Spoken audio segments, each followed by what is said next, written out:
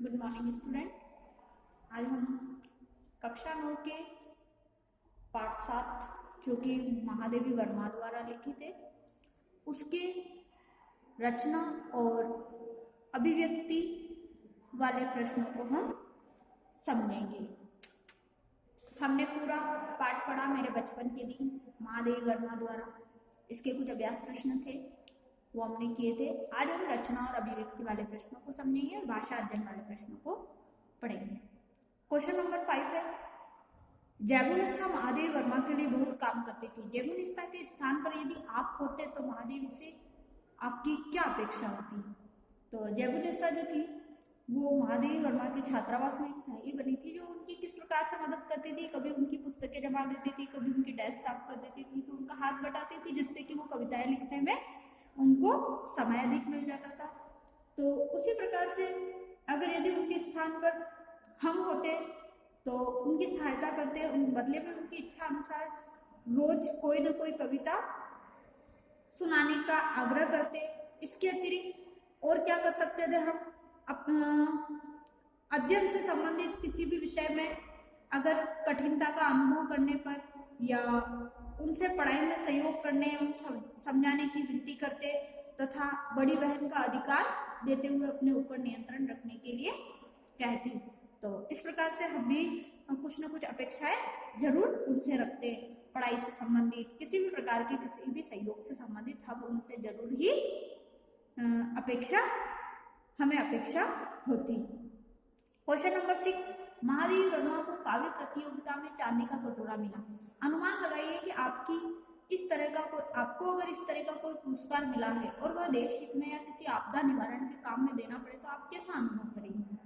तो अगर मैं मेरे लिए कहूँ तो ये तो मेरे लिए बहुत ही गर्व की बात होगी, और मेरे लिए ही नहीं, वैसे तो हम सभी बच्चों के लिए भी ये गर्व की बात है कि अगर हमें भी पुरस्कार में कोई चीज मिले या कोई वस्तु मिले या कोई कुछ भी मिल सकता है, तो अगर हमें लगता है कि वो वस्तु हमारे देश के हित में काम आ सकती है तो हम उसे जरूर देंगे। या देश के समय कोई आपदा या कठिन परिस्थितियां अगर देश में चल रही है उससे निपटने का अगर मुद्दा जो उठता है तो हम भी क्या करते, महादेवी वर्मा की तरह अपने पुरस्कार को सहज रूप से खुशी खुशी से न्यौछावर कर देते। और पुरस्कार यदि प्रतिभा का प्रमाण है तो उसे देश हित में त्यागने से क्या होता है, वो हमारी देशभक्ति का ही प्रमाण होता है। तो और इससे हम स्वयं को बहुत ही गौरवान्वित महसूस करते हैं, तो ये हमारे लिए बहुत ही गर्व की बात होती है, ऐसा हम अनुभव करेंगे। क्वेश्चन नंबर 7, लेखिका ने छात्रावास के जिस बहुभाषी परिवेश की चर्चा की उसे अपनी मातृभाषा में लिखी है। तो बहुभाषी जिस प्रकार से उनकी एक मित्र जो थी बुंदेलखंड से आई थी, बुंदेली बोलती थी, एक अवश्य थी जो अवधी बोलती थी, फिर हिंदी और उर्दू भाषा का भी वहाँ पर प्रचलन था। तो अलग अलग भाषाओं का उन्होंने इसमें चर्चा की है, तो उसे आपको अपनी मातृभाषा में बताना है, जिसको आप स्वयं कीजिए। क्वेश्चन नंबर 8, महादेवी जी ने इस संस्मरण को पढ़ते हुए अपने आपके मानस पटल पर भी अपने बचपन की कोई स्मृति उभर आई होगी, उसे संस्मरण शैली में लिखिए। तो आप भी क्या कीजिए, अगर आपके बचपन की कोई ऐसी घटना है जो आपको बहुत ही रोचक लगती है, जिसे आप चाहते हो कि मैं उसे आजीवन याद करना चाहता हूँ, तो उसे लिखने का प्रयास कीजिए। क्वेश्चन नंबर 9, महादेवी ने कवि सम्मेलनों में कविता पाठ के लिए अपना नाम बुलाए जाने से पहले होने वाली बेचैनी का जिक्र किया। अपने विद्यालय में होने वाले सांस्कृतिक कार्यक्रमों में भाग लेते समय आपको जो बेचैनी अनुभव होगी उस पर डायरी का एक पृष्ठ लिखिए। कई बार क्या होता है कि अपने स्कूल में भी बहुत सारे कंपटीशन होते हैं, प्रतियोगिताएं होती है, तो जब फर्स्ट टाइम हम किसी कंपटीशन में भाग लेते हैं तो हम थोड़े से घबरा जाते, बेचैन हो जाते। तो कभी आपके साथ भी ऐसा हुआ ही होगा बच्चों कि जब आपने किसी कंपटीशन में भाग लिया हो और जरूर कुछ ना कुछ थोड़ी सी हड़बड़ाहट या थोड़ी सी घबराहट आपको हुई होगी, उसके बारे में आप अपनी डायरी में इसको लिखने का प्रयास कीजिए। तो क्वेश्चन नंबर 7, 8, 9 ये आपको स्वयं करना है। अब ये भाषा अध्ययन वाले प्रश्न।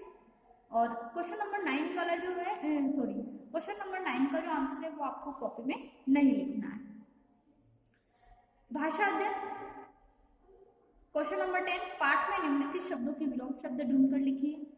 विद्वान, वैसे तो महादेवी जी के जो पिता थे वो उन्हें विदुषी बनाना चाहते थे, परंतु विदुषी शब्द स्त्रीलिंग के लिए प्रयुक्त होता था और विद्वान पुल्लिंग के लिए। तो विद्वान का जो शब्द विलोम है वो है मूर्ख, अनंत का अंत, और निरपराधी का अपराधी, दंड का पुरस्कार, शांति का अशांति, ये इनके विलोम शब्द है। फिर है निम्नलिखित शब्दों से उपसर्ग प्रत्यय अलग कीजिए और मूल शब्द लिखिए। निर्हारी, तो निर धन आहार और ई, इसके अंदर निर उपसर्ग है, आहार मूल शब्द है, ई प्रत्यय है। फिर सांप्रदायिकता, इसमें क्या हो जाएगा, सम उपसर्ग हो जाएगा, फिर संप्रदाय मूल शब्द हो जाएगा, और सांप्रदायिकता तो इक और ता दोनों ही इसके अंदर प्रत्यय बन जाएंगे। अप्रसन्नता, अब देखो ता पीछे प्रत्यय लगा हुआ है, अ आगे उपसर्ग लगा हुआ है, तो अ उपसर्ग हो जाएगा, प्रसन्न मूल शब्द हो जाएगा, ता प्रत्यय हो जाएगा। अपनापन, अब अपनापन में कोई उपसर्ग नहीं है, केवल प्रत्यय है, तो अपना मूल शब्द है और पन प्रत्यय है। फिर किनारीदार साड़ी, किनारीदार तो इसमें भी दार प्रत्यय लगा हुआ है और किनारी मूल शब्द है, कोई उपसर्ग नहीं है। स्वतंत्रता, स्वतंत्रता में स्व उपसर्ग है, तंत्र मूल शब्द है और ता प्रत्यय शब्द है। तो क्वेश्चन नंबर 10, 11 और 12 और 13 चारों क्वेश्चन आपको नोटबुक में करना है। 12 के अंदर उपसर्ग है जिसमें अन, अ, सत, स्व, धु, जो कि मैंने आपको ग्रामर में बहुत ही विस्तार से अच्छे से पढ़ा दिए हैं। इसके दो शब्द बनाते हुए आपको लिखना है। प्रत्यय में दार, हार, वाला, अनिया, तो इससे भी आपको दो शब्द बनाते हुए नोटबुक में लिखना है। पाठ में आए समासिक पद छाटकर विग्रह कीजिए, जैसे पूजा पाठ, पूजा और पाठ, और भी इस पाठ को आपने पढ़ा है अच्छे से, मैंने आपको पढ़ा दिया है, तो आप इसमें से और शब्द छाटकर 4 शब्दों को लिखने का प्रयास कीजिए।